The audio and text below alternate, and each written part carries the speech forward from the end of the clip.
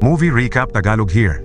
May espesyal na kakayahan si Lian na tinatawag na psychometry. Sa tuwing humahawak siya ng isang tao, nababasa niya ang mga alaala nito. Gamit ang kakayahang ito, nais ni Lian na parusahan at ilantad ang masasamang tao sa mundo. Sa kabila ng kanyang gwapong itsura, hindi naman talaga siya katalinuhan. Si Jae-in naman ay isang dalagang may malalim na sugat sa kanyang isipan, isang trauma na pilit niyang itinatago. Nagkataong nagtagpo ang landas nina Lian at Jae-in, at magkasama nilang hinarap ang iba't ibang kaso.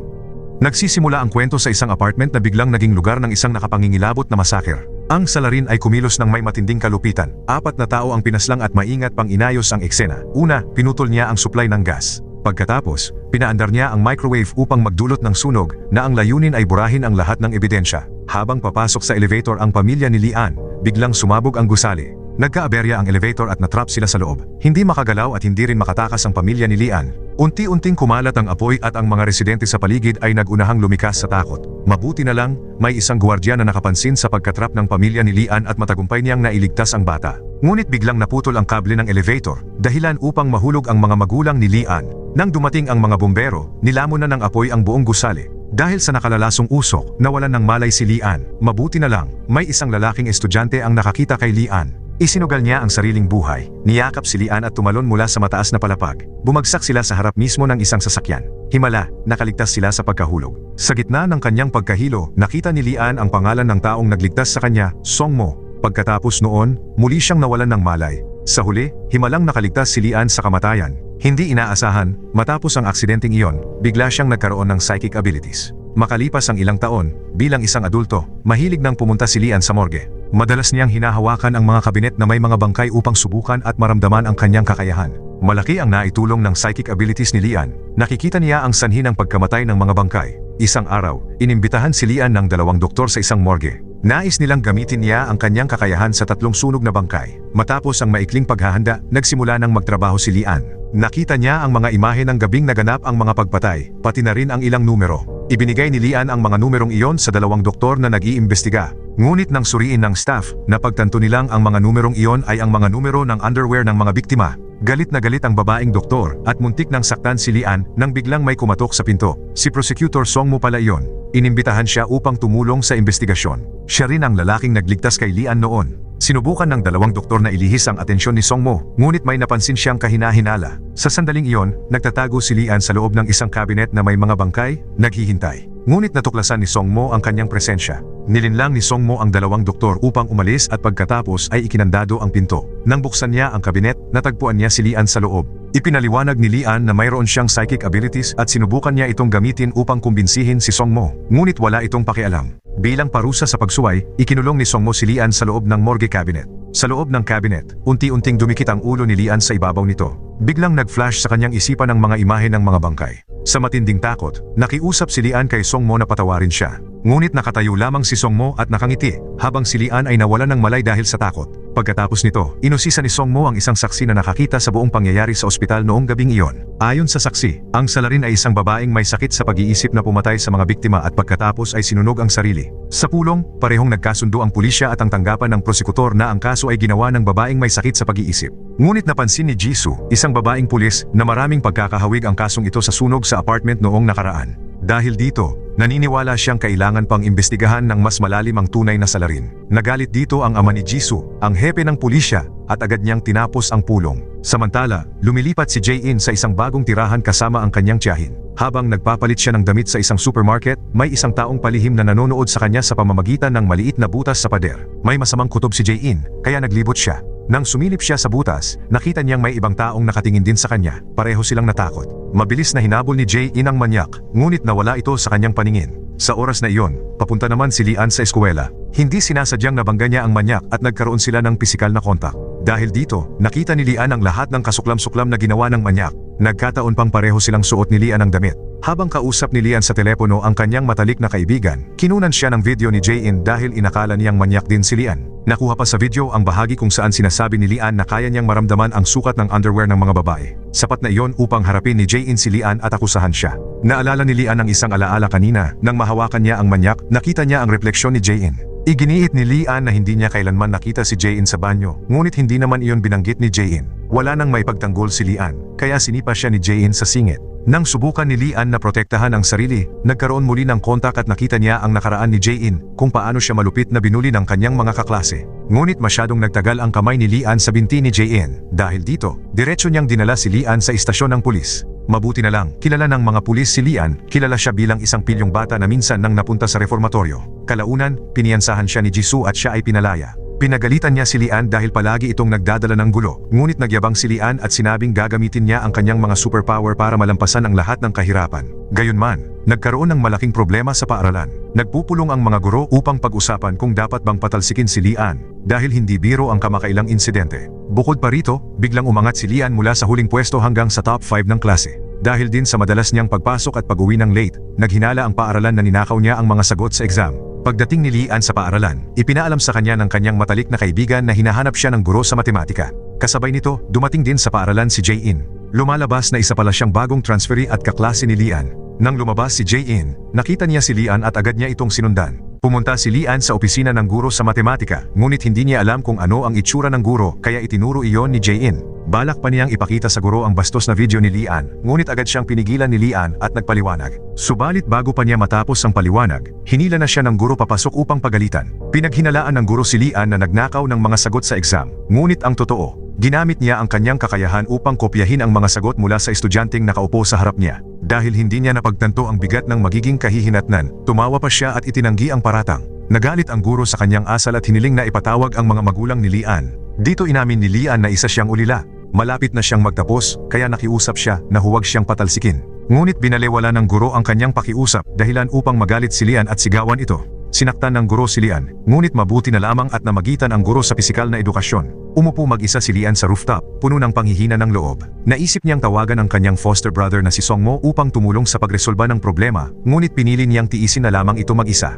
Bago ang klase sa PE, nagtanong ang mga kaklase tungkol sa pinagmulan ng pamilya ni Jae-in. Dahil nais niyang malaman pa ang tungkol sa posibleng pakikipagkaibigan, tumakbo si Jae-in papunta sa rooftop, hingalin at pagod, at kumain ng candy upang pakalmahin ang sarili. Ang totoo, napakalungkot ng kalagayan ng pamilya ni Jae-in. Ang kanyang ama ang gwardyang sangkot sa sunog sa apartment noong nakaraang taon. Dahil sa pagkakadawit niya sa insidente, siya ay maling nahatulan at nakakulong na sa loob ng 11 taon nang hindi pa napapawalang sala. Dahil dito, itinuring si Jae-in bilang anak ng isang mamamatay tao at kinasusuklaman siya ng lahat. Nang paalis na si Jae-in, biglang tumalon si Lian mula sa mataas na lugar. Inakala ni Jae-in na kukunin na ang kanyang unang halik kaya pumikit na lamang siya at naghintay. Mabuti na lamang at nakahawak si Lian sa rehas, kaya naiwasan ang banggaan. Sa hindi malamang dahilan, galit na umalis si Jae-in. Sinubukan ni Lian na habulin si Jae-in upang magpaliwanag, ngunit wala itong pakialam dahil para sa kanya ay isa siyang manyak. Sinabi ni Lian sa kanyang matalik na kaibigang si Dainam na balak niyang hawakan ang kamay ni Jae-in upang makakuha ng mas maraming pahiwatig tungkol sa tunay na manyak. Ngunit bago pa niya magawa iyon, galit na umalis si Jae-in. Sa klase sa matematika, dahil hindi masagot ng mga estudyante ang isang mahirap na problema, tinawag ng guro si Jae-in sa pisara dahil alam niyang matalino ito. Matapos ang ilang pangunahing hakbang, matagumpay na nasagot ni Jae-in ang problema at umani ng papuri mula sa guro. Ngumiti si Jae-in, tuwang-tuwa sa pagkilalang natanggap niya. Pagkatapos nito, ibinaling ng guro ang kanyang panunuligsa kay Lian, sinasabing isa itong ulila at walang gumagabay sa kanya. Nasaktan ang damdamin ni Jae-in sa mga salitang iyon kaya siya ay sumagot. Iginiit niya na ang isang inosenteng tulad ni Lian ay hindi maaaring magnakaw ng exam paper. Kinondena rin niya ang guro dahil sa pag-insulto sa kanyang pinagmulan, na ikinagalit niya. Dahil dito, naghamon ng pustahan ng guro. Kung mahahanap ni Jae-in ang tunay na salarin, hihingi siya ng paumanhin sa lahat ng estudyante sa harap ng lahat. Ngunit kung mabigo siya ay mapapatalsik. Ang palugit ay hanggang sa susunod na klase sa matematika kinabukasan. Kalaunan, sa banyo, labis na nainis si Jae-in sa sarili dahil sa kanyang ginawang padalos-dalos. Habang naglalagablab pa ang kanyang galit, nasalubong niya si Lian sa labas. Nakakatawang isipin, inakala ni Lian na gusto siya ni Jae-in at sinundan siya hanggang dito upang tumulong. Sa katotohanan, ginawa lamang iyon ni Jae-in dahil sobrang inis siya sa guro. Nag-alok si Lian na tulungan siyang mag-imbestiga sa kaso at inialok pa ang pakikipagkamay bilang pagpapakilala. Ngunit binalewala siya ni Jae-in at naglakad palayo. Kinagabihan, palihim na pumasok si Lian sa paaralan upang maghanap ng ebidensya. Buo ang kanyang kumpiyansa habang ginagamit ang kanyang superpowers upang hawakan ang kandado at alamin ang code. Ngunit hindi niya ito mabuksan, dalawa lamang sa mga numero ang kanyang nakita. Hindi niya alam ang huling numero. Nang balak na niyang gamitin ang kanyang labi upang buksan ito, biglang lumitaw si Jae-in mula sa likuran. Sa isang click lamang, nabuksan ni Jae-in ang pinto dahil alam niyang ang password ay ang petsa ng pagkakatatag ng paaralan. Habang naghahalughog sila, natagpuan ni Jae-in ang isang drawer na naglalaman ng maraming nakumpiskang gamit. Nang abutin ito ni Lian, isinara ni Jae-in ang drawer. Naipit ang kamay ni Lian at nagkaroon ng pisikal na kontak. Nakita ni Lian ang isang babaeng estudyante na palihim na pumasok upang kumuha ng isang bagay mula sa drawer. Dahil sa sobrang pagtutok niya, inabot pa siya ng nosebleed. Lubos itong ikinagulat ni Jae-in, kaya agad siyang naglabas ng stun gun para sa sariling depensa dahil sa medyo manyak na kilos ni Lian. Pagkatapos nito, ipinagpatuloy nilang dalawa ang paghahanap. Natuklasan ni Jae-in ang ilang answer sheets na may nakasulat ng mga sagot na ikinapagtaka niya. Naniniwala si Lian na ang naunang pumasok ay hindi para magnakaw ng mga sagot, may mas mahalaga itong pakay. Habang abala sila sa paghahalughog, may papalapit na gwardiya ng paaralan na nagroronda kaya mabilis silang humanap ng mapagtatagwan. Sa engkwentro nilang iyon, nakakita si Lian ng mga pira-pirasong alaala ni Jae-in, kabilang ang numerong 3145. Walang malay na binigkas ni Lian ang numerong ito. Nagtaka si Jae-in kung paano niya nalaman ang numerong iyon dahil iyon ang numero ng bilanggo ng kanyang ama. Kalaunan, pauwi na si Jae-in. Paulit-ulit niyang iniisip kung paano nalaman ni Lian ang numerong 3145. Bigla niyang napansin na may sumusunod sa kanya. Nataranta siya at sinubukang lumingon para umatake. Ngunit laking gulat niya nang si Prosecutor Songmo pala yon. Si Songmo ang tumulong at sumuporta sa kanyang matrikula noong nasa ampunan pa siya. Nakilala rin niya si Songmo bilang piskal na nag-iimbestiga sa sunog. Dahil madalas lumabas si Songmo sa telebisyon at magkatapat ang tinitirhan nilang mga gusali, madali nilang nakikita ang isa't isa mula sa kani-kanilang bubungan. Kinaumagahan, upang matukoy ang salarin, binalak ni Lian na ilak ang lahat ng pinto ng paaralan. Pagkatapos, pinaandar niya ang fire alarm at tumayo sa emergency exit. Iniunat niya ang kanyang mga braso at ginamit ang kanyang psychic na kakayahan upang malaman kung sino ang nagnakaw ng mga exam paper. Maraming pira-pirasong alaala ang biglang pumasok sa isipan ni Lian, dahilan upang ma-overload ang kanyang utak. Nagdugo ang kanyang ilong at siya'y bumagsak sa lupa. Dahil wala namang malubhang nangyari, bumalik ang lahat sa klase. Pinagalitan ng guro sa physical education si Lian dahil sa kanyang pabigla-biglang kilos. Ngunit sa kanilang pakikipag-ugnayan, nakakita si Lian ng imahe ng isang babae sa isipan ng guro. Sinabi ni Lian kay Dainam na ang babaeng estudyante na si Soyun ay nagtago ng pregnancy test sa isang dilaw na bag na kinumpiska ng math teacher noong nakaraang araw. Dahil takot si Soyun na mabunyag ang kanyang pagbubuntis, palihim siyang pumasok sa silid ng guro noong gabing iyon upang kunin ang dilaw na bag. Pagkatapos nito, pinuntahan ni Lian si Jae-in upang ipaalam na nahanap na niya ang salarin. Ngunit pinigilan siya ni Jae-in. Ayaw niyang ibunyag ang lihim ni Soyun, kaya hinadlangan niya si Lian na sabihin ang totoo. Sa sandaling iyon, sa sports field, nakikipag-away si Dainam sa nobyo ni Soyun dahil siya ang nakabuntis dito. Sa klase sa math, sinimulan ng guro na punahin ang pamilya ni Jae-in at inakusahan pa ang kanyang ama bilang isang mamamatay tao. Dahil sa galit, isiniwalat ni Jae-in ang buong katotohanan tungkol sa pagtagas ng mga sagot sa exam. Lumabas na ang math teacher mismo ang nagbigay ng mga sagot sa ilang estudyante dahil mayayaman ang mga ito at tumanggap siya ng suhol mula sa kanila. Bagamat itinanggi ng guro ang paratang, umamin ang lalaking estudyanteng sangkot sa lahat ng nangyari. May isang estudyante ang palihim na nagvideo gamit ang kanyang cellphone at inupload ito sa fanpage ng paaralan. Kinabukasan, kumalat ang balita at agad na natanggal sa trabaho ang math teacher. Lubhang nabalisa si Jae-in. Kinaladkad niya si Lian papunta sa rooftop upang linawin ang lahat. Nagsinungaling si Lian at sinabing si Dainam ang nagbigay ng impormasyon at wala siyang alam tungkol dito. Habang maghahawak kamay na sana sila upang ipagdiwang ang kanilang tagumpay, sabay silang nakatanggap ng tawag sa telepono. Lumabas na nahuli na ng pulis ang tunay na manyakis at napawalang sala si Lian. Doon napagtanto ni Jae-in na mali ang kanyang naging akusasyon kay Lian. Gusto niyang makipagkamay at makipagbati sa kanya, ngunit dahil nahuli na ang manyakis, ayaw na ni Lian na tanggapin ang kanyang kamay. Nang gabing iyon, pag-uwi ni Jae-in, balak niyang pumunta sa balkonahe upang batiin si Songmo. Ngunit nagulat siya nang makita roon si Lian, kaya agad siyang nagtago. Doon, narinig niya ang pag-uusap ni Songmo at Lian. Nalaman ni Jae-in na may psychic na kakayahan si Lian. Nang matuklasan ni Lian na alam na ito ni Jae-in, direkta siyang kinuwestiyon ni Jae-in tungkol sa kanyang kakayahan. Nagalit si Lian at tinawag ang sarili niyang isang halimaw. Ngunit para kay Jae-in, ito ay isang biyaya mula sa Diyos, at sinabi niyang labis niyang kailangan ang tulong ni Lian. Kalaunan, pumunta si Jae-in sa bahay ni Lian at nag-usap sila tungkol sa kanyang psychic na kakayahan. Sinabi ni Lian na ang pinakasensitibong bahagi ng kanyang katawan ay ang kanyang mga kamay, ngunit iminungkahi ni Jae-in na ang kanyang mga labi. Lumapit siya at hinalikan si Lian. Sa sandaling iyon, biglang nagising si Lian at napagtantong panaginip lamang pala ang lahat at labis siyang nagsisi. Samantala, iniisip naman ni Jae-in ang tungkol sa psychic na kakayahan ni Lian. Nakipag-usap siya sa kanyang tiyahin at sinabing nais niyang linisin ang pangalan ng kanyang ama. Ngunit agad itong tinanggihan ng kanyang tiyahin. Nang magtagpo sina Jae-in at Lian sa ibaba ng gusali, inalok ni Lian ang kanyang tulong upang makahanap ng ebidensya para mapawalang sala ang ama ni Jae-in. Ngunit nagalit si Jae-in dahil nais niyang itago ang pagkakakilanlan ng kanyang ama kaya umalis siya. Samantala, may isang taong dinadala ng pulis sa opisina ng piskal upang kumpirmahin ang kanyang testimonya. Isa siyang saksi sa sunog sa ospital noong nakaraang araw. Lumalabas na ang misteryosong taong iyon ang nagkalat ng mga pako upang butasin ang mga gulong, at pagkatapos ay umatake gamit ang martilyo. Kasabay nito, pagkatapos ng klase, nagtrabaho si Jae-in bilang part-time sa isang convenience store. May isang misteryosong lalaking sumusunod sa kanya. Ito ay ang kanyang math teacher, na may dalang bote ng matapang na asido at balak itong ibuhos kay Jae-in. Mabuti na lamang at dumating si Lian sa tamang oras upang pigilan siya. Pinabagsak ni Lian ang guro at muntik nang ipalasap sa kanya ang asido, ngunit pinigilan siya ni Jae-in. Nakaligtas ang guro sa kamatayan ngunit labis ang kanyang takot. Pagkatapos nito, dinala siya sa istasyon ng pulis para sa investigasyon. Nang gabing iyon, nakatanggap si Songmo ng ulat tungkol sa isang krimen. Isang saksi sa naunang sunog ang brutal na pinaslang. Ang ebidensyang naiwan sa pinangyarihan ay isang kakaibang kadena na nakapulupot sa binti ng biktima, tila isang hamon mula sa mamamatay tao. Kinaumagahan, nagtungo si Songmo sa kanyang opisina upang suriin ang mga kaso at nadiskubre niyang ang lahat ng kasong iniimbestigahan niya ay nag-ugat sa iisang salarin, at lahat ay konektado sa sunog na naganap 11 taon na ang nakalilipas sa isang apartment building. Sa paaralan, muling hinaras ng isang grupo ng mga kaklase si Jae-in. Nadiskubre nilang nagsinungaling siya tungkol sa kanyang buhay at sa kanyang ama. Nabalisa si Jae-in at wala siyang nagawa kundi paalisin sila. Bumalik ng sabay-sabay sa isipan niya ang mga alaala mula sa dati niyang paaralan na labis na ikinagulat niya. Tumakbo si Jae-in papunta sa rooftop para umiyak.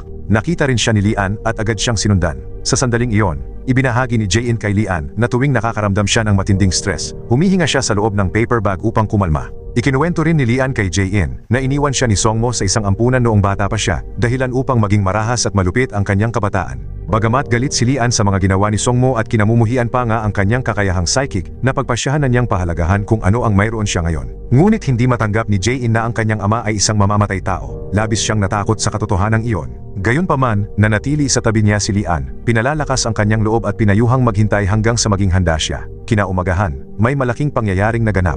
Nahuli si Lian sa pagpasok sa paaralan at muli na naman siyang umakyat sa pader. May sumira sa pader at nagsulat ng mga salitang, si Jae-in ay anak ng isang mamamatay tao, na nagdulot ng matinding kaguluhan sa lahat. May naramdaman si Lian mula sa pinturang iniwan ng salarin na si Ken. Napagtanto niyang ang kanyang guro sa math ang naghiganti kay Jae-in. Hinagilap ni Lian si Jae-in sa kung saan-saan ngunit hindi niya ito matagpuan. Nang bumalik siya sa apartment ni Jae-in, nalaman niyang nakaalis na ito nang hindi niya namamalayan. Nang makita ni Lian ang isang litrato ni Jae-in noong bata pa ito, bigla niyang naalala na siya pala ang batang babae na binigyan niya ng candy at inaliw 11 taon na ang nakalipas. Lubhang nalungkot si Lian sa pag-alis ni Jae-in. Umaasa siyang muli niya itong mahahanap balang araw. Mabilis na lumipas ang 2 taon. Lumaki na si Lian at naging guwapo. Nagmamaneho siya ng isang astig na pulang kotse at naroon si Dynam sa isang gasolinahan sa lungsod. Kalaunan, kumuha si Lian ng entrance exam upang makapasok sa law school. Binalak niyang gamitin ang kanyang psychic abilities upang kopyahin ang mga sagot mula sa taong nakaupo sa kanyang harapan. Ngunit hindi ito pinayagan ng kanyang konsensya. Pinagalitan siya ng proctor at pinalabas ng silid ng pagsusulit. Pagtingala niya, laking gulat niya nang makita na si Jae-in pala ang proctor. Matagal silang nakatayo, tahimik na nakatingin sa isa't isa. Sinabi ni Jae-in na hindi na siya muling tatakbo palayo. Nagkita silang muli sa parking lot. Bumalik sa kanilang alaala ang mga panahong magkasama sila sa high school. Bagamat maikli lamang ang panahong iyon, nag-iwan naman ito ng napakalalim na alaala. Naglakad sina Jae-in at Lian sa parke. Pinagalitan niya si Lian dahil sa pandaraya sa exam. Nagulat din si Lian na sa loob lamang ng 2 taon na hindi sila nagkita, natanggap na si Jae-in sa police school. Sa nakalipas na 2 taon, nagsanay si Lian upang paghusayin ang kanyang psychic abilities. Nais niyang tumulong sa mga investigador, ngunit hindi gaanong umunlad ang kanyang kakayahan dahil puro walang saysay na mga bagay lamang ang kanyang nakikita. Nang gabing iyon pauwi, nag-usap ng matagal sina Lian at Songmo tungkol sa mga exam ni Lian. Pagdating nila sa pintuan, naroon na si Jisoo, may dalang maraming merienda at inumin. Lumipat na si Songmo sa isang bago at mas maluwang na apartment. Habang nagiinuman, nabanggit ni Lian na natagpuan na niya si Jae-in at kasalukuyan itong nagtatrabaho sa Songan Police Station.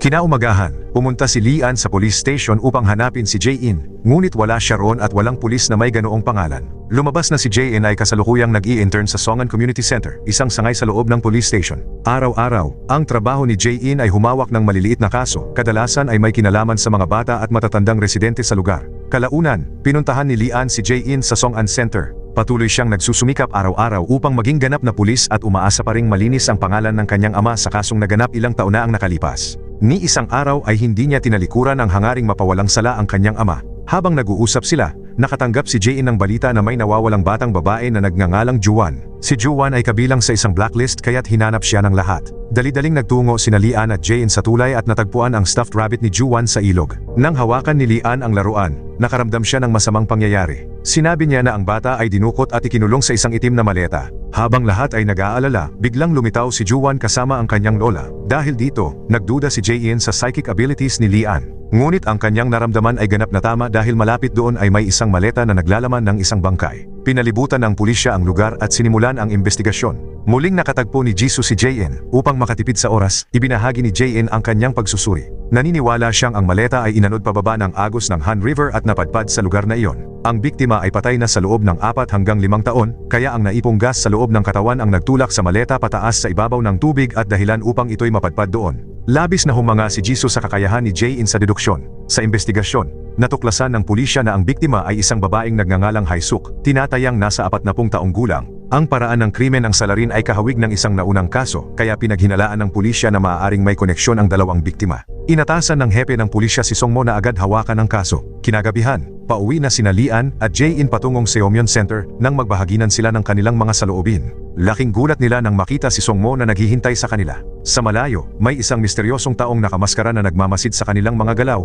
marahil siya ang tunay na mamamatay tao. Kinaumagahan, sa isang residential area malapit sa Seomyeon City Center, nagkaroon ng pagtatalo sa pagitan ng dalawang babae, dahilan upang makialam sina Jae-in at Lian. Ginamit ni Lian ang kanyang psychic abilities upang makakita ng isang pahiwatig. May isang taong binasag ang pinto ng kotse gamit ang isang bato. Ginamit niya ang kanyang psychic powers upang suriin ang nakaraan ng kotse. At nakita niya si Juyun na nakaupo sa malapit, umiiyak. Lumalabas na ang may-ari ng kotse ay nagdulot ng gulo sa restauran ng pamilya ni Juyun. Kaya gumanti si Juyun sa pamamagitan ng pagbabasag sa pinto ng kotse ng costumer. Inaliw ni Lian si Juyun at ipinaliwanag sa kanya ang sitwasyon. Tinulungan siyang maunawaan kung alin ang tama at mali sa ginawa niyang paninira. Matapos maunawaan ni Juyun ang nangyari, siya at ang kanyang ina ay humingi ng paumanhin sa costumer at ang usapin ay naayos ng mapayapa. Kinaumagahan ay anibersaryo ng pagkamatay ng mga magulang ni Lian. Habang papunta siya upang kunin ang kanyang kotse, may isang misteryosong lalaking nakamaskara ang sumunod sa kanya. Umakyat ang lalaki sa apartment ni Lian, Unit 614, habang may dalang isang napakamisteryosong kahon. Nang makarating si Lian sa sementeryo, nakilala niya si Songmo na naroon din upang dalawin ang libingan ng kanyang ina. Nagbahaginan sila ng mga karanasan tungkol sa sinapit ng kanilang mga magulang, umaasang makakatagpo ng kapayapaan ang kanilang mga magulang sa kabilang buhay. Pagkatapos umalis sa sementeryo, nagtungo sina Lian at Songmo upang bisitahin si Jae-in. Nag-alok si Songmo ng isang kasunduan. Hinihiling kay Jae-in na tulungan si Lian na paunlarin ang kanyang psychic abilities. Narinig niya ang isang pag-uusap ni Lian at Jae-in 2 taon na ang nakalipas at alam niyang si Jae-in lamang ang makakatulong kay Lian. Bilang kapalit, irerekomenda ni Songmo si Jae-in sa Violent Crime Unit, isang posisyong matagal na niyang pinapangarap. Gayunpaman, kailangan niya ng panahon upang pag-isipan ito dahil kailangan pa niyang makaipon ng puntos para ma-promote bilang ganap na pulis. Subalit hindi lamang siya nabigong makadiskubre ng anumang paglabag, naging tampulan pa siya ng tukso ng iba. Lubos na nadismaya si Jae-in sa kanyang sarili dahil pakiramdam niya ay wala pa siyang nagagawang makabuluhan. Nang dumating siya sa crime scene sa tabi ng ilog, nakita niya si Lian na naghahanap ng mga ebidensya hanggang sa magdugo pa ang kanyang ilong. Tinanong ni Lian si Jae-in tungkol sa alok nitong tulungan siyang paunlarin ang kanyang psychic abilities. Ibinigay rin ni Lian kay Jae-in ang isang sapatos, ang sapatos na nahulog niya habang tumatakbo upang hanapin ang kanyang ama. Iyon ang unang pagkakataon na nagpakita ang psychic abilities ni Lian at naging isang malalim na alaala sa kanyang isipan. Mula noon, nagpasya silang dalawa na lutasin ang mas maraming kaso hanggat maaari dahil ayaw nilang masayang ang pambihirang kakayahan ni Lian.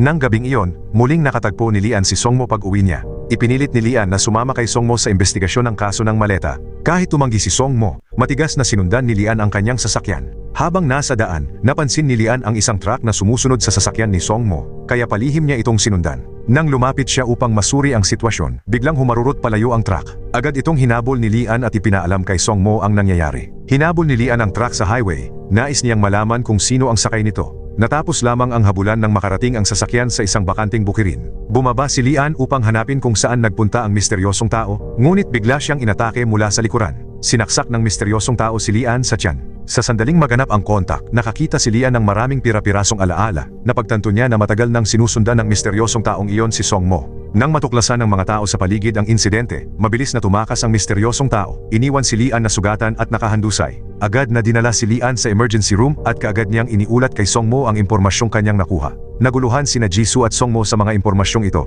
Pinaghinalaan nila na ang misteryosong taong ito ay may kaugnayan sa kaso ng Aeon Song Apartment 11 taon na ang nakalipas. Sa ospital, muling nagkamalay si Lian. Inihayag ng nurse na matagumpay ang operasyon kay Lian. Nang gabing iyon, dumating ang misteryosong tao sa ospital kung saan nagpapagaling si Lian. Nang mapansin ni Lian na may pumasok sa kanyang silid, binalot niya ito ng kurtina. Si Jae-in pala iyon. Dumating siya upang dalawin si Lian at nagpasyang turuan siya kung paano papaunlarin ang kanyang psychic abilities. Labis itong ikinatuwa ni Lian. Umaasa si Jae-in na kapag umabot si Lian sa isang tiyak na antas, tutulungan siya nitong linisin ang pangalan ng kanyang ama. Natuklasan ng pangkat ng investigasyon ng pulisya na ang biktima na nagngangalang Hisyok ay namatay na 5 taon na ang nakalipas at ang taong natagpuan sa loob ng maleta ay isang impostor. Dahil dito, inutusan ni Songmo ang pangkat na maghiwa-hiwalay upang maghanap ng karagdagang impormasyon. Dahil pumayag na si Jae-in na tulungan si Lian na pagbutihin ang kanyang psychic abilities, ibinigay ni Songmo sa kanya ang isang tala-arawan na naglalaman ng buong tala ng pagunlad ni Lian. Makakatulong ito kay Jae-in upang mas maunawaan si Lian. Sinabi ni Songmo na matatapos lamang ang pagsasanay kapag nagawa ni Lian na basahin ang sarili niyang mga iniisip. Kinaumagahan, binisita ni Jae-in ang kanyang ama sa bilangguan. Labis-labis ang kanyang ama sa pagmamataas na naging pulis ang kanyang anak. Ngunit ayaw niyang subukan ni Jae-in na linisin ang kanyang pangalan, kaya inako niya ang lahat ng kasalanan. Umaasang ititigil ni Jae-in ang lahat ng investigasyon. Kinabukasan, nakalabas na ng ospital si Lian. Dumating si Dainam upang sunduin siya, at magkasama silang nagtungo sa Song'an Center. Masaya si Dainam na makita si Soyeon na nagtatrabaho roon. Upang higit pang paunlarin ang kakayahan ni Lian, nagtungo sila ni Jae-in sa aklatan. Naghanap sila ng maraming aklat na may kinalaman sa psychic abilities at mga kwentong detektib. Habang nagbabasa ang dalawa, nahuli ng libraryan ang isang batang babae na umano'y nagnanakaw ng libro at nais itong parusahan. Ngunit iginiit ng bata na hindi siya nagnakaw at may sadyang naglagay ng libro sa kanyang backpack. Namagitan sina Lian at Jae-in. Ginamit ni Lian ang kanyang psychic abilities at natuklasan na ang taong may pulang nail polish ang tunay na may sala.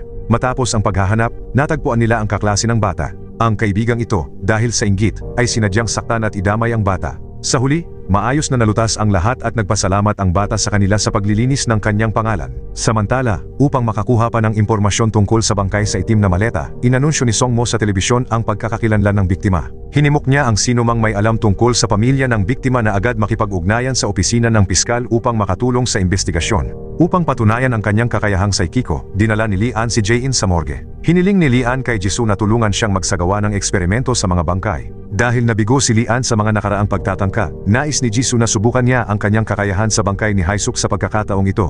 Dahil ang Haesuk na ginamit ni Lian mula 2 taon na ang nakalipas ay isang impostor, nais ni Jisoo na agad na matunton ang tunay na mamamatay tao. Gayunpaman, tumutol si Jae-in at tumangging pahintulutan si Lian na gamitin ang pamamaraang iyon.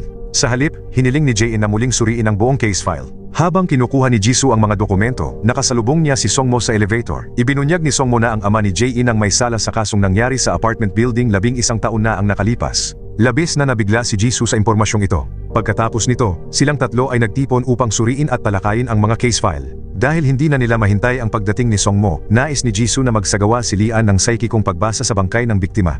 Nang hawakan ni Lian ang bangkay, nakita niya ang eksenang naganap bago mamatay ang biktima. Ang biktima ay malupit na pinahirapan ng salarin gamit ang martilyo. Malinaw ring nakita ni Lian ang mukha ng pumatay, isang lalaki. Batay sa nakita at sa mga dokumento, napagtanto ni Lian na ang salarin ay si Gadong. Nalito si Jisoo, dahil si Gadong ay isang saksi sa kaso ng panununog at pinatay upang pagtakpan ng ebidensya.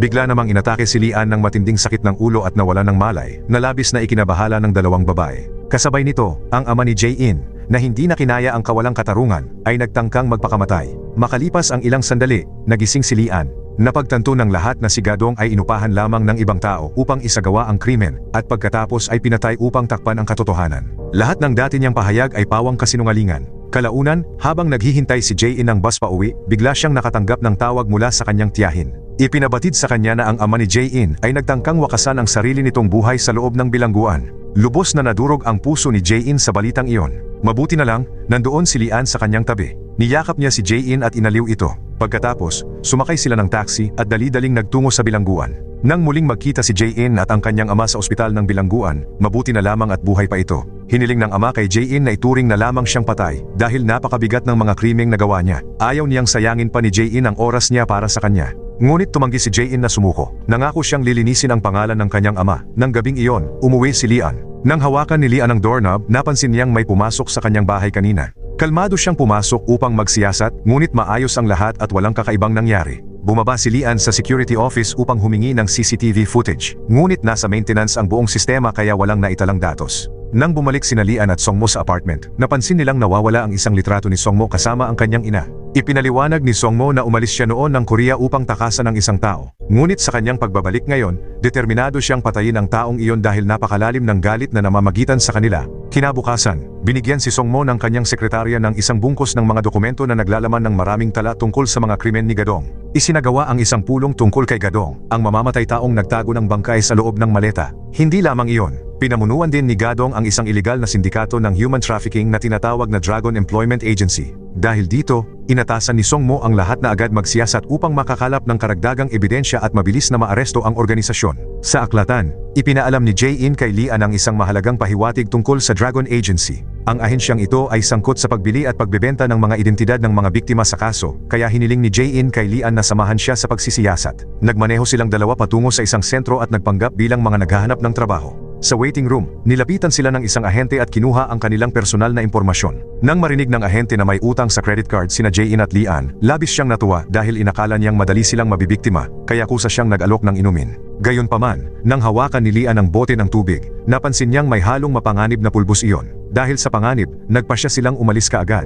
Ngunit napansin sila ng broker. Sa pamamagitan ng mga security camera, nalaman ng broker na nagpanggap lamang ang dalawa upang magsiyasat, kaya inutusan niya ang kanyang mga tauhan na patayin sila. Hindi nag-atubili sina Jae-in at Lian, sumugod sila at isa-isang pinabagsak ang mga tauhan. Sa isang sandali ng pagkukulang, inatake at sinaksak si Jae-in ng isa sa kanila. Habang hindi nakatingin si Lian, sinubukan ng broker na bunutin ng kutsilyo at saksakin siya. Ngunit napigil ito ni Lian at tuluyang natalo ang kalaban. Habang hawak ang broker, umatras sina Lian at Jae-in patungo sa elevator upang makatakas. Pagbukas ng pinto ng elevator, biglang sumugod palabas ang mga pulis at sinakop ang lugar. Dumating din agad ang mga reinforcement kasama si Jisoo. Nagdulot ito ng matinding kaguluhan sa buong kumpanya. Sinamantala ni Lian at Jae-in ang pagkakataon at tumakas sa hagdanan. Ngunit nasa lubong nila si Songmo na paakyat, kaya napilitan silang tumakbo patungo sa rooftop. Matapos makatakas, ipinaliwanag ni Jae-in kay Lian kung bakit hindi na siya tatakbo palayo. Sinamantala rin niya ang pagkakataon upang hilingin kay Lian na basahin ang kanyang nakaraan gamit ang psikikong kakayahan nito.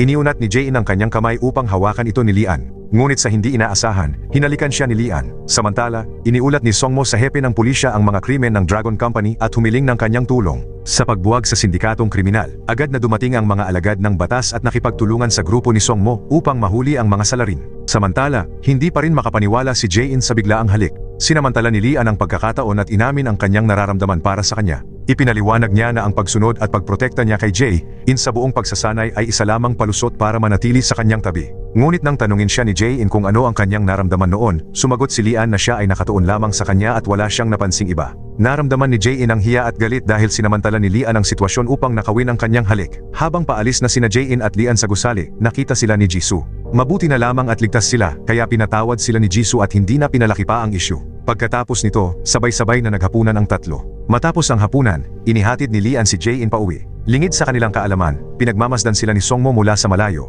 at ang misteryosong si Kia ay nagmamatsyag din mula sa isang kalapit na bubong. Kinaumagahan, habang naghahanda si Songmo para pumasok sa trabaho, napansin niyang may isang misteryosong tao na nagmomonitor sa kamerang nakalagay sa harap ng kanyang bahay. Sa isang lugar, ipinakita ng misteryosong tao ang kanyang sarili at pinagmamasdan si Songmo sa pamamagitan ng screen ng kanyang telepono. Kalaunan, sa interrogation room, tinanong ni Jisoo ang broker tungkol sa pagpatay at sa mga sangkot dito. Mula sa salaysay ng broker, bigla niyang napagtanto na may kaugnayan si Songmo sa kaso. Pagbalik sa opisina, kinompronta ni Jisoo si Songmo tungkol dito. Pinaghinalaan niya na sinadya nitong idawit si Gadong, ang tunay na salarin, bilang saksi, at naninakaw ni Songmo ang footage ng CCTV. Upang patunayan ang kanyang inosente, inilabas ni Songmo ang kamerang ikinabit ng misteryosong tao sa harap ng kanyang bahay. Hiniling niya kay Jisoo na umatras na ito sa kaso upang maiwasan ang panganib. Samantala, tinawagan ni Jisoo si Lian upang ipaalam ang susunod nilang lugar ng pagsasanay, sa bahay mismo ni Lian. Mabilis na nilinis ni Lian ang kanyang bahay at inayos ang sarili upang salubungin si Jae-in.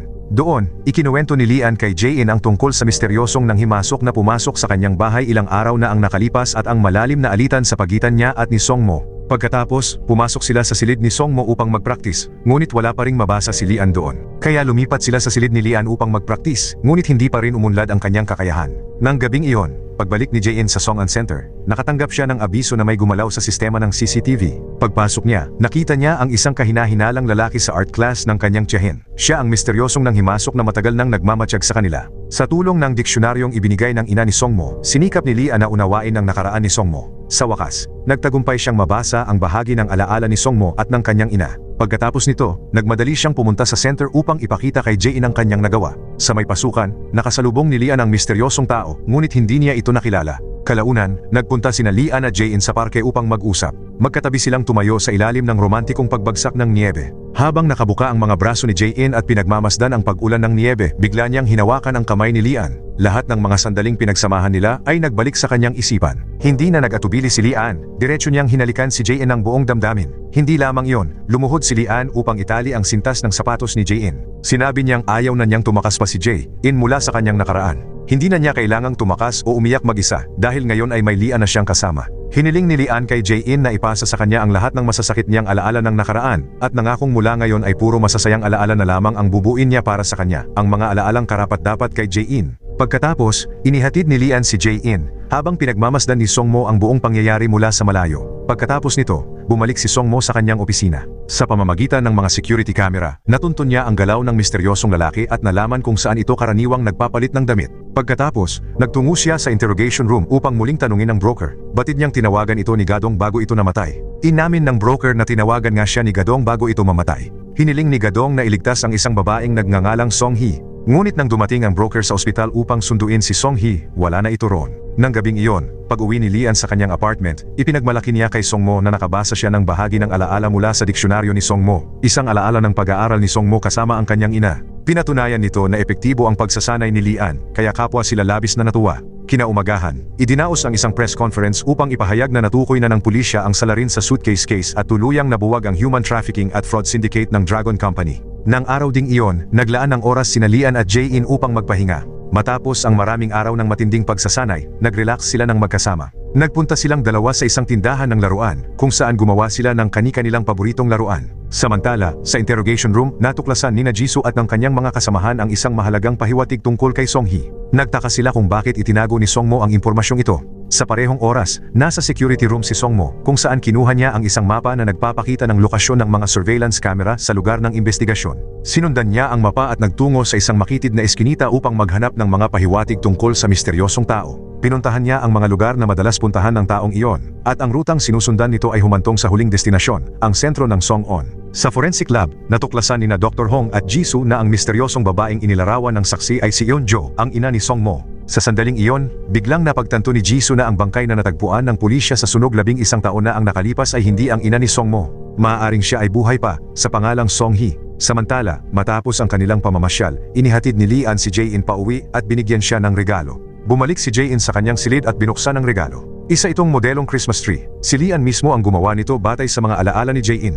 Dahil dito, bumalik sa alaala ni Jae-in ang mga alaala niya tungkol sa kanyang ama. Labis na naantig si Jae-in. Agad siyang tumakbo palabas at niyakap si Lian. Ngunit habang pinupunasan ni Lian ang mga luha ni Jae-in, nabasa niya ang alaala nito tungkol sa sunog 11 taon na ang nakalipas. Taong nakaraan, laking gulat ni Lian nang matuklasan niyang ang ama ni Jae-in ay si Tae-ha, ang pangunahing suspek sa kaso ng panununog at pagpatay noong taong iyon. Sinubukan ni Jae-in na ipaliwanag na biktima lamang ng panlilinlang ang kanyang ama, ngunit hindi ito pinaniwalaan ni Lian. Hindi niya matanggap ang katotohanan iyon. Inisip ni Lian na ginagamit lamang siya ni Jae-in, kaya galit siyang umalis. Sinubukan siyang habulin ni Jae-in at hawakan ang kanyang kamay, ngunit nabigo ang lahat ng kanyang pagsisikap. Sa ilalim ng ulan ng gabing iyon, mag-isa si Lian na naglakad, magulo ang isipan. Sinubukan niyang itago ang kanyang kalungkutan pati na rin ang kanyang kakayahang psychic, dahil ayaw na niyang basahin pa ang mga lihim ng iba. Samantala, umuwi si Jae-in na labis na nagdadalamhati, dahil pakiramdam niya ay wala siyang kasalanan sa lahat ng ito. Sa parehong oras, kinunan ni Jisoo ng litrato ang ina ni Songmo upang makahanap ng isang saksi na kamakailan lamang ay nakatrabaho nito.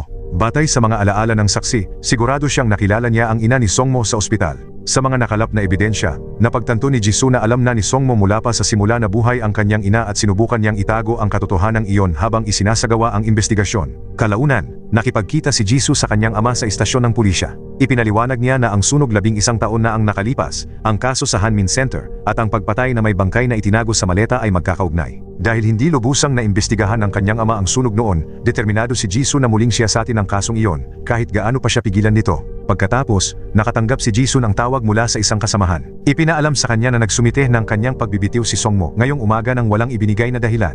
Lubhang nalito si Jisoo sa balitang ito. Hindi niya maintindihan kung ano ang tunay na pakay ni Songmo. Kinabukasan ng umaga, habang nagro-ronda, hindi sinasadyang nabangga ni Jae-in at muntik nang masagasaan ang isang pedestrian na tumatawid sa kalsada. dahil sa banggaan, nasugatan ang kanyang binti. Sa ospital, hindi inaasahang nakita ni Jae-in si Soyun na naroon din. Pagkatapos, nagpunta sila upang uminom sa restaurant ng dati nilang guro sa gym. Samantala, umiiyak si Lian sa harap ng mga puntod ng kanyang mga magulang. Hindi niya matanggap na ang babaeng gusto niya ay anak ng lalaking naging sanhi ng pagkamatay ng kanyang mga magulang. Nang gabing iyon, habang hinahangaan ni Jae-in ang music box na ibinigay sa kanya ni Lian, nakatanggap siya ng tawag mula kay Jisoo. Isinalaysay ni Jae-in ang kanyang naging pag-uusap kay Songmo. Kinumpirma ni Songmo na hindi ang ama ni Jae-in ang may sala sa sunog 11 taon na ang nakalipas, kundi may ibang tunay na salarin. Bagamat hindi pa maaaring isiwalat ni Songmo ang buong katotohanan, nangako siyang lilinawin niya ang lahat sa lalong madaling panahon. Ibinunyag din ni Jisoo na buhay pa ang ina ni Songmo. Sa mga sandaling iyon, labis na kailangan ni Lian si Jae-in sa kanyang tabi dahil makakatulong iyon upang gumaan ang kanyang loob. Dahil dito, nagmadaling hanapin ni Jae-in si Lian. Habang nasa labas, hindi niya sinasadyang nabangga ang isang misteryosong tao. Samantala, sa bahay, natuklasan ni Lian ang isang bungkus ng mga dokumentong sadyang iniwan ni Songmo. Sa tulong ng kanyang kakayahang psychic, nalaman ni Lian ang lihim ni Songmo. Naramdaman niyang may masamang nangyari kay Jae-in, kaya agad siyang nagmaneho patungo sa Seongnam Center upang hanapin siya. Pagdating niya roon, wala siyang makita ni bakas ni Jae-in. Ang tanging natagpuan lamang niya ay ang cellphone nito na nakahandusay sa malapit. Sa oras na iyon, bihag na si Jae-in ng misteryosong taong nagngangalang Kia, nakagapos sa tabi ng isang nakakatakot na tangke ng tubig. Ginamit ni Lian ang kanyang kakayahang psychic at natuklasan niyang ang lahat ng ito ay gawa ng misteryosong taong iyon. Hindi lamang iyon, nakita na niya ang taong iyon noon pa, sa mismong Seongnam Center din. Samantala, nagising si Jae-in at napagtanto niyang siya ay nakagapos at hindi makagalaw. Naalala niya ang dati niyang engkwentro sa isang lalaki na pagkatapos ay nilagyan siya ng pampatulog at dinukot patungo sa lugar na iyon. Sa sandaling iyon, napagtanto rin ni Jae-in na ang misteryosong lalaking iyon ay nakilala niya sa Seongnam Center at may kaugnayan ito sa sunog noon. Sa katunayan, ang misteryosong lalaking iyon ay ama ni Songmo at naghahanda siya ng paghihiganti. Nalaman ni Jae-in na ang ama ni Songmo ang kumuha ng kanyang jacket noong panahong iyon at siyang nag-frame sa ama ni Jae-in sa sunog. Siya rin ang sumaksak kay Lian at palihim na sinusundan si Songmo sa lahat ng oras. Bumunot ng martilyo ang ama ni Songmo at dahan-dahang lumapit kay Jae-in, determinadong patayin siya roon mismo sa loob ng tangke ng tubig. Samantala, nasa labas si Lian, desperadong hinahanap ang kinaroroonan ni Jae-in.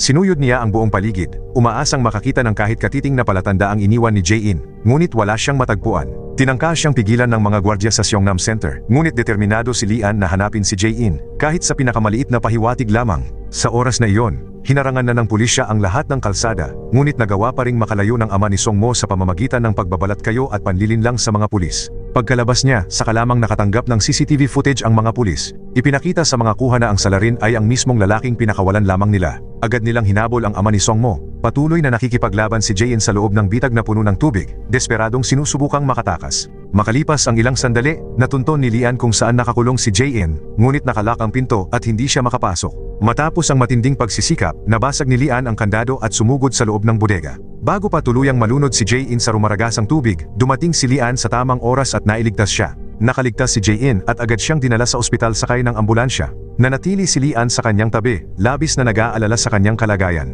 Samantala, natagpuan ng pulisya ang sasakyan ng salarin, ngunit nagawa pa rin nitong makatakas. Kinabukasan ng umaga, naging matatag na ang kalagayan ni Jae-in. Hindi siya iniwan ni Lian at palagi siyang nasa tabi nito. Gamit ang kanyang kakayahang psychic, naramdaman niya ang buong pangyayari kung paano pinahirapan ng ama ni Songmo si Jae-in.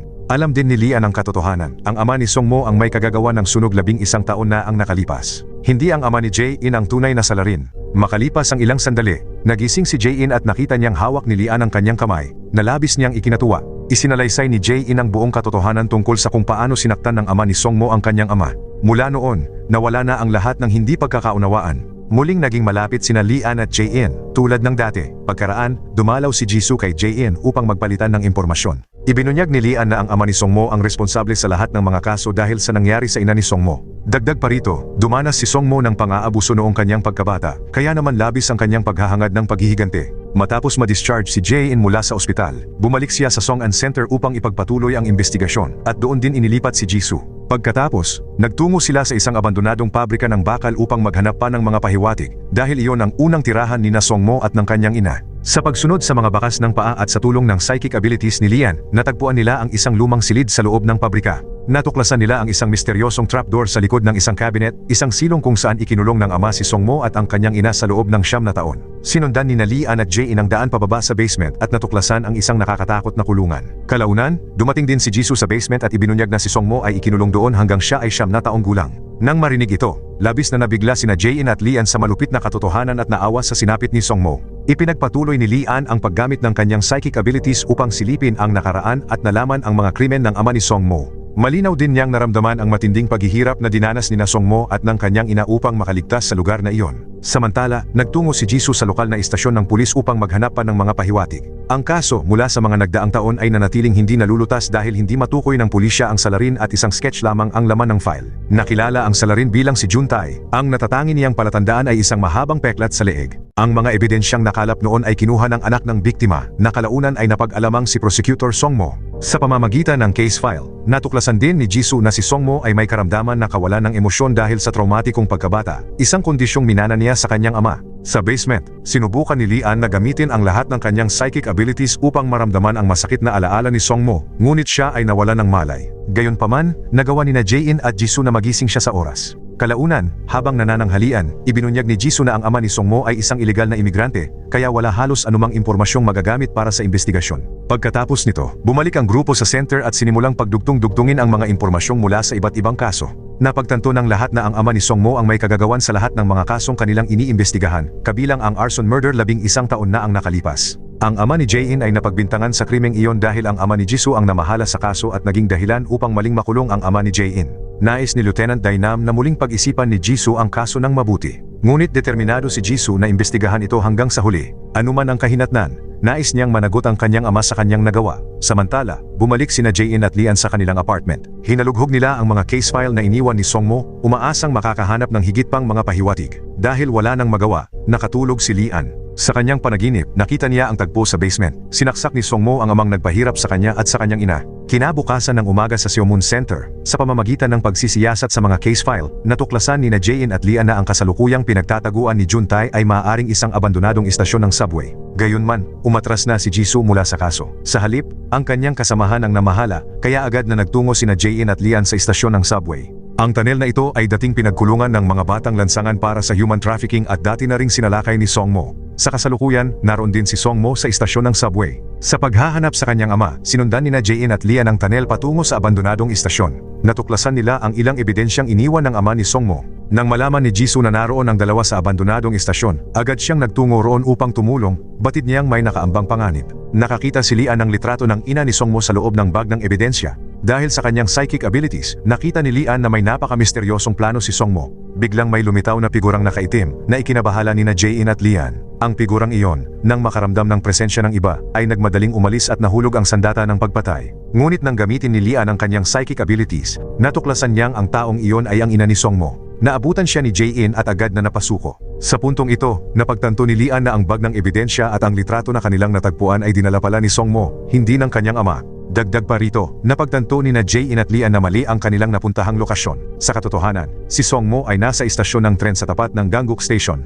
Sa Gangguk Station, nagkaharap si Songmo at ang kanyang ama. Malapit lang din si Jisoo, kaya agad siyang nagmaneho patungo roon. Samantala, tinawagan niya si Lieutenant Dainam upang humingi ng tulong. Sa loob, unti-unting pumasok si Songmo sa bitag ng kanyang ama, habang patuloy siyang pinipressure ni Juntae mula sa labas. Nang ihagis ang smoke bomb, bigla at hindi inaasahang inatake ni Juntae si Songmo. Ngunit handa na si Songmo sa pangyayaring iyon. Sinaksak niya ang kanyang ama sa tiyan, ngunit hinarang ni Juntae ang atake. Habang ang dalawang panig ay nakatali sa isang tensyonadong sagupaan, dumating si Jisoo. Nagpaputok siya ng warning shot sa ere upang pigilan ang laban. Gayunpaman, sa puntong iyon, tuluyan nang nawalan ng katinuan si Songmo at nais na lang niyang patayin ang kanyang ama. Sinamantala ni Juntae ang pagkakataon at nakatakas, ngunit bago iyon ay nasaksak niya ng malubha ang tiyan ni Jisoo. Agad na tumakbo si Songmo upang yakapin si Jisoo, na ilang salita lamang ang naibulalas bago tuluyang mawalan ang malay. Habang tumatakas si Juntae, nasabat siya ni Lian sa kanyang pagtakbo. Desperadong hinabol ni Lian si Juntae, ngunit pagdating niya sa dulo ng istasyon ng tren ay nawala na ito sa kanyang paningin. Dahil sa kanyang kutob, nagpasya si Lian na tumakbo patungo sa isang abandonadong lagusan ng tren. Doon niya natagpuan si Juntae. Matagumpay na napigil ni Lian si Juntae at walang awang pinarusahan ito dahil sa mga nagawa nito sa mga biktima. Sa isipan ni Lian, muling bumalik ang lahat ng alaala ng mga krimen ni Juntae, na lalong nagpasiklab sa kanyang galit. Napagtanto rin ni Lian na sangkot si Songmo sa insidente ng sunog 11 taon na ang nakalipas, kaya nais niyang tanungin si Juntae tungkol dito. Ngunit dumating ang mga pulis sa pamumuno ni Lieutenant Dainam, inaresto si Juntae, at agad itong dinala sa presinto. Samantala sa ospital, desperadong sinisikap ng mga doktor na iligtas si Jisoo na nasa kritikal na kondisyon. Sa labas, labis ang pag-aalala ni Songmo para kay Jisoo. Pagdating ni Lian sa ospital, nakaalis na si Songmo kaya hindi sila nagkita. Habang inililipat si Juntae patungo sa presinto, sinamantala nito ang pagkakataon upang tanggalin ang kanyang posas at muling makatakas. Samantala sa ospital, matapos ang isang bigong operasyon, inanunsyo ng doktor na pumanaw na si Jisoo, isang balitang ikinagulat ng lahat. Pag-uwi ni Lian, pinag-isipan niya ang mga pira-pirasong alaala na nasilayan niya sa kanyang engkwentro kay Juntae. Agad siyang nagtungo sa silid ni Songmo. Gamit ang kanyang psychic na kakayahan, napagtanto ni Lian na simula pa lamang ay sadyang niligaw ni Songmo ang lahat. Alam ni Songmo ang buong katotohanan, ngunit maingat niyang inayos ang lahat upang linlangin si Lian. Higit pa rito, sinamantala rin ni Songmo ang kakayahan ni Lian. Upang mabunyag ang katotohanan, nagtungo sina Lian at Jae-in sa interrogation room upang direktang harapin ang ina ni Songmo. Matapos ang mahabang panghihikayat ni Lian at Jae-in, pumayag si Lieutenant Dainam na payagan silang magtanong. Si Jae-in ang naatasang makipag-usap sa ina ni Songmo. Sa pamamagitan ng taos-pusong empatiya, nagawang mahikayat ni Jae-in ang babae, isinalaysay nito ang buong katotohanan kung paano siya nagdusa habang tinatangkang tumakas kay Juntae, ang mamamatay tao na responsable sa maraming pagkamatay sa health center. Gayunpaman, pakiramdam ni Lian ay may itinatago pa rin ang ina ni Songmo na para bang may mas malaking katotohanang hindi nito ibinubunyag. Makalipas ang ilang sandali, natapos ang interogasyon. Habang ibinabalik ng mga pulis ang ina ni Songmo sa kanyang silid, kinontak siya ni Lian. Gamit ang kanyang psychic na kakayahan, sinilip niya ang mga alaala nito. Doon napagtanto ni Lian na nagsinungaling ang ina ni Songmo tungkol sa sunog 11 taon na ang nakalipas at sa lokasyon ng Hanmin Health Center. Ang totoo, hindi si Juntae ang nagsunog. Lahat ng hinala ngayon ay nakatuon kay Songmo. Lubos na nabigla si Lian sa pagkakatuklas ng katotohanan. Kasabay nito, natunton ni Songmo ang pinagtataguan ng kanyang ama. Nang subukang tumakas ni Juntae, nahulog siya sa bitag na inihanda ni Songmo at wala siyang nagawa kundi manatili roon at tiisin ang lahat. Bumalik sa presinto, patuloy na mariing itinatanggi ng ina ni Songmo ang pagkakasangkot ng kanyang anak sa insidente. Ang katigasan ng kanyang loob ay nagpagalit kay Lian, ngunit napigilan nina Jae-in at Lieutenant Dainam ang pagtatalo. Pagkatapos nito, nagtungo si Lian sa morgue kung saan nakalagak ang bangkay ni Jisoo. Gamit ang kanyang psychic na kakayahan, nasilayan ni Lian ang masasayang alaala nila ni Jisoo, pati na rin ang sakit na dinanas nito bago mamatay, na lalo pang nagpalalim sa kanyang pagdurusa. Kalaunan, nakipagkita si Jae-in kay Lian sa labas at inalo siya, tinulungan siyang gumaan ang loob. Samantala, sa ibang bahay, nabihag na ni Songmo ang kanyang ama. Pinahirapan ni Songmo ang kanyang ama sa parehong paraan ng pagpapahirap nito sa kanya noong siya'y bata pa. Ito ang paghihiganti ni Songmo kay Juntae, ang taong ginawang bangungot ang kanyang kabataan. Kinaumagahan, nagpatawag ng pulong si Jae-in upang ipahayag ang warrant of arrest. Agad na kailangang mahuli ng pulisya ang mapanganib na mamamatay tao na si Juntae. Kasabay nito, hinahanap na rin si Songmo dahil sa kanyang pagkakasangkot sa investigasyon. Samantala, muling binisita ni Lian ang ina ni Songmo, umaasang ibubunyag nito ang katotohanan. Ngunit nanatili itong determinado na ipagtanggol ang kanyang anak, dahilan upang muling matigil ang investigasyon. Gayunpaman, hindi inaasahang nakahanap ng mahalagang clue sina Lian at Jae-in. Pag-uwi ni Lian, natagpuan niya ang pasaporte ni Songmo at inihambing ito sa mga record ng pulisya. Doon niya natuklasan na sina Songmo at ang kanyang ina ay tumakas patungong Canada at nanirahan doon ng ilang panahon, ngunit bigla silang bumalik sa South Korea nang walang takot sa panganib.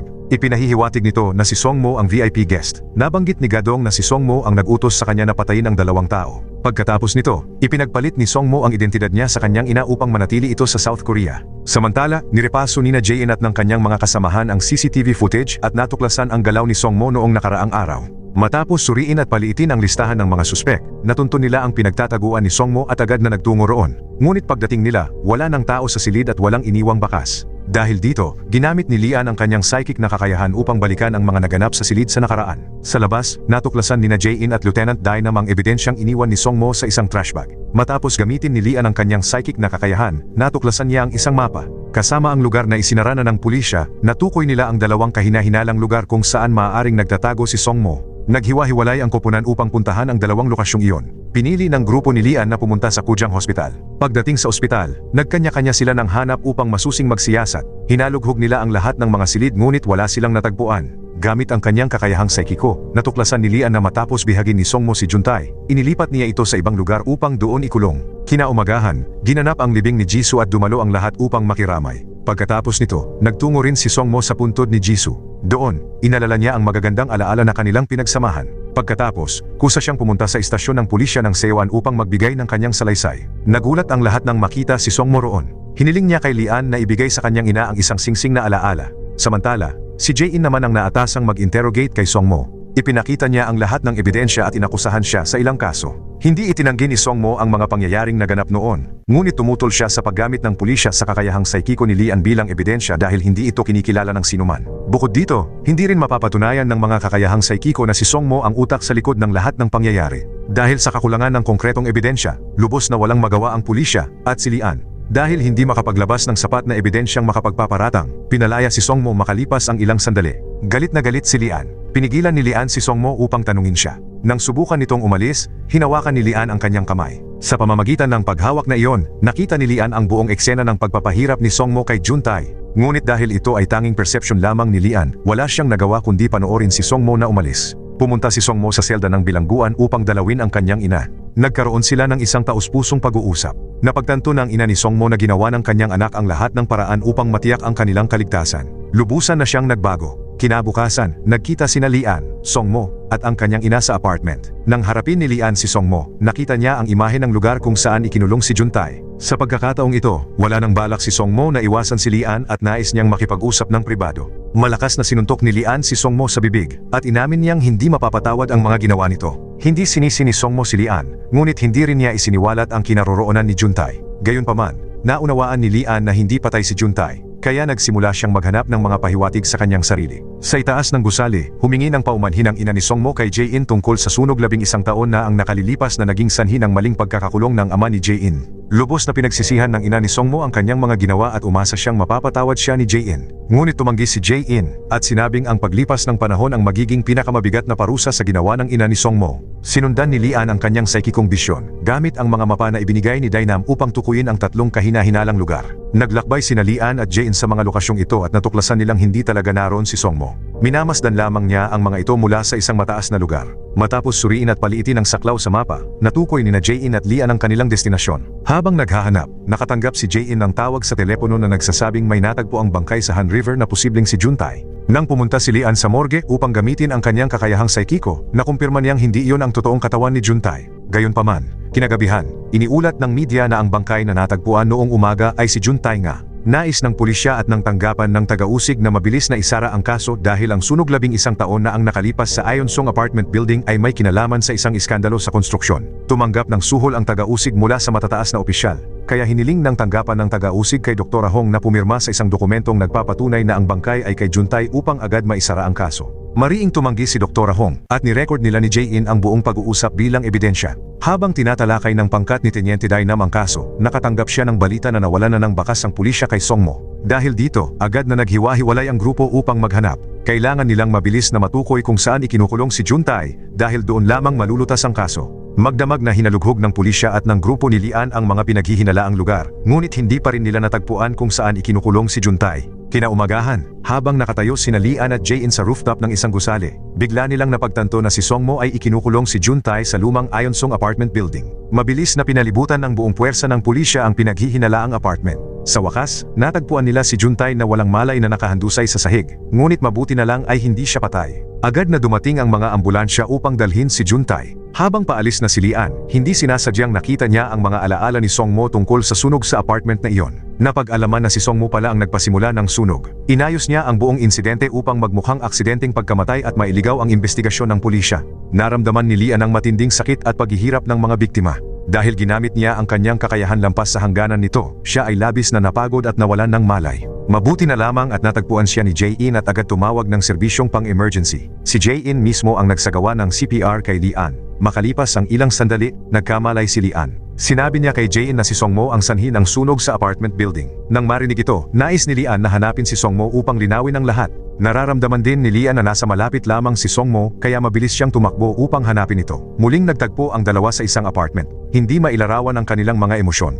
Doon, inamin ni Songmo ang lahat ng krimeng kanyang ginawa sa apartment building. Si Juntae ay plano B lamang. Si Songmo mismo ang may pakana ng lahat. Alam ni Songmo na mali ang kanyang mga ginawa ngunit hindi niya magawang tumigil. Ang pagliligtas niya kay Lian mula sa sunog ay dahil lamang sa pangangailangan. Hindi katanggap-tanggap kay Lian ang paliwanag ni Songmo. Sa sandaling iyon, dumating sina Jae-in at ang pulisya, nakatutok ang kanilang mga baril kay Songmo. Hindi siya lumaban at kusang sumuko. Tahimik na tinanggap ni Songmo ang kanyang kapalaran. Dahil dito, inaresto si Prosecutor Songmo. Sa loob ng silid ng interogasyon, inamin ni Songmo ang lahat ng kanyang mga krimen. Wala rin siyang ipinakitang pagsisisi sa ginawa niya kay Juntae dahil naniniwala siyang iyon ang nararapat dito. Nang gabing iyon, habang sinusuri ni Jae-in ang mga ebidensya, hindi niya inaasahang natuklasan ang isang recording ng pag-uusap ni Songmo at ng direktor ng tanggapan ng prosekutor. Lumabas na sangkot ang direktor sa isang iligal na kaso ng panunuhol at ito ay natuklasan ni Songmo. Itinala ni Songmo ang ebidensya sa isang ledger. Dahil dito, inalok ng direktor na palayain si Songmo kapalit ng ledger. Gayunman, sa silid ng interogasyon, pinili ni Songmo na umamin at hindi ibigay ang ledger. Sa huli, hiniling ni Songmo kay Jae-in na magpadala ng isang paghingi ng tawad kay Lee-an dahil sa pagsira niya sa nakaraan, kasalukuyan at kinabukasan nito. Nang matanggap ni Lee-an ang mensahe mula kay Jae-in, napagtanto niyang isa itong pahiwatig. Ang paghingi ng tawad ay siya ring pamagat ng isang painting na isinabit ni Songmo sa kanyang silid tulugan. Nang ibaba ni Lee-an ang painting, natuklasan niya ang isang nakatagong dokumento sa loob nito. Isa itong ledger na naglalaman ng mga tala ng panunuhol ng ilang matataas na opisyal. Agad itong dinala ni Lee-an sa Song-on Center para sa investigasyon. Subalit hindi maaaring ilantad ng pulisya sa publiko ang ebidensya dahil sa kapangyarihan ng mga opisyal na maaaring magpawalang bisa rito. Iminungkahi ni Jae-in na gamitin ang impluwensya ng ama ni Jisoo. Matapos ang ilang panghihikayat, pumayag ang ama ni Jisoo na tumulong sa pagbubunyag ng katotohanan. Kinaumagahan, idinaos ang isang press conference. Inamin ng ama ni Jisoo ang lahat ng kanyang pagkakamali sa mga kaso at nagbitiw sa pwesto upang akuin ang buong responsibilidad. Nangako rin siyang magbibigay ng ebidensya para sa investigasyon upang hindi na maulit ang mga ganitong pagkakamali sa hinaharap. Matapos mailabas ang impormasyong ito, nagkagulo ang media. Isa-isang inaresto ang mga opisyal para sa investigasyon. Pagkaraan, binisita ni Jae-in ang kanyang ama sa kulungan. Ipinaalam niya rito na muling lilitisin ang lumang kaso. Nagpasalamat ang ama ni Jae-in sa kanyang anak sa walang sawang pagsisikap na linisin ang kanyang pangalan. Sa interogasyon ni Juntae, matigas niyang tinanggihan ang pag-amin sa pagpatay sa mga biktima. Ngayon, iisa na lamang ang naging opsyon ng pulisya. Kinailangan tumestigo sa korte ang ina ni Songmo tungkol sa lahat ng krimen ni Juntae upang mapatawan ito ng mahabang sentensya sa bilangguan. Kinabukasan, naganap ang paglilitis kay Juntae, ngunit patuloy pa rin siyang tumangging umamin. Hanggang sa humarap ang ina ni Songmo at isiniwalat ang lahat ng kanyang mga krimen. Sa huli, matapos ang lahat ng krimeng ginawa ni Juntae, napagpasyahan ng hurado na hatulan siya ng kamatayan. Tinapos ng sentensyang ito ang buhay ng isang psikopatikong mamamatay tao. Sa paglilitis naman kay Songmo, dahil planado ang kanyang mga krimen, hinatulan siya ng korte ng 13 taon na pagkakakulong. Ito ang nararapat na parusa sa mga nagawa ni Songmo. Mabilis lumipas ang panahon at makalipas ang isang taon, masayang nagsama sina Lee-an at Jae-in. Patuloy namang nilulutas ng Seomon Central Police Team ang iba't ibang mga kaso. Isang magandang araw, binisita ni Lee-an si Songmo sa bilangguan. Noon, labis nang pinagsisihan ni Songmo ang kanyang mga kasalanan at labis niyang namimiss ang kanyang nakababatang kapatid na si Lee-an. Sa Forensic Analysis Lab, aalis si Dr. Hong para sa isang mahabang business trip at ipapasa niya kay Lee-an ang kanyang mga tungkulin sa autopsy. Hiniling din niya kay Jae-in na manatili sa tabi ni Lee-an upang sanayin ang kanyang kakayahang psychic. Nakabili na si Lee-an ng isang apartment sa hulugan. Siya at si Jae-in ay magsisimula ng bagong buhay na magkasama. Kakalimutan nila ang lahat ng problema ng nakaraan. Tanging magagandang alaala na lamang ang mananatili sa kanilang isipan. At dito nagtatapos ang pelikula. Shoutout kay Aljon Galea. Maraming salamat sa panonood. Hanggang sa muli, paalam.